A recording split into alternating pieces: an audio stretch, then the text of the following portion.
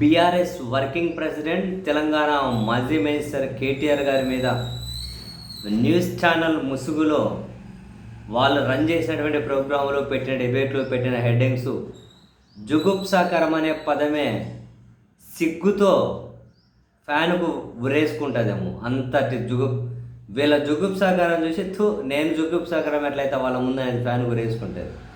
అంత దారుణమైన జుగుప్సాకరంగా వాళ్ళు వార్తలు హెడ్డింగ్లు డిబేట్లు పెడితే బీఆర్ఎస్ కార్యకర్తలకు కోపం వచ్చి కొందరు వెళ్ళి ఆఫీస్ మీద దాడి చేశారు.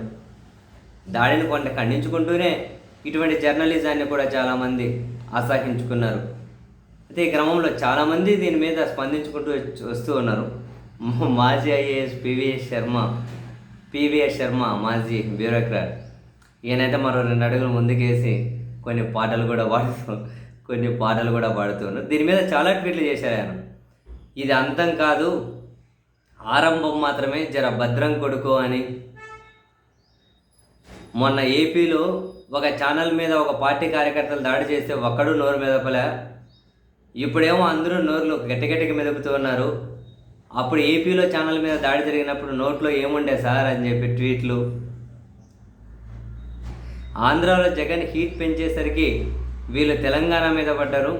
కాంగ్రెస్ పార్టీ ఆశ్రయం తీసుకొని వచ్చే ఎన్నికల్లో రేవంత్ ద్వారా కాంగ్రెస్ పార్టీకి తిలోదకాలు ఇప్పించి చంద్రబాబుని తెలంగాణ సీఎం చేయాలనే ఆలోచనతో ముందుకు వచ్చిన ఎల్లో మీడియా అండ్ టీడీపీ కాంగ్రెస్కు సోయం ఉందా అని అసలు ఆయన ట్వీట్లు.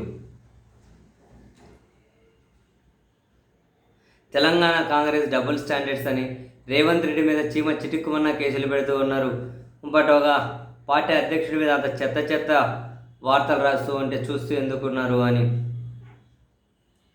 ఇలా అన్నీ వరుస పెట్టి ట్వీట్లు రాసుకుంటూ నెక్స్ట్ ఒక పాట పాడుకుంటూ వచ్చారు. బండెనక బండి గట్టి దాని వెనక వీళ్ళను గట్టి మూసీలో వేస్తాం కొడకో తెలంగాణ వ్యతిరేకోడాట. బండెనక బండి గట్టి దాని వెనక వీళ్ళను గట్టి మూసీలో వేస్తాం కొడకో తెలంగాణ వ్యతిరేకోడాట.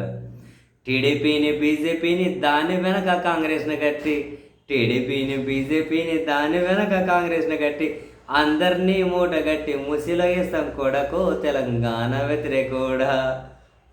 టీవీలో యాంకర్లను చూసి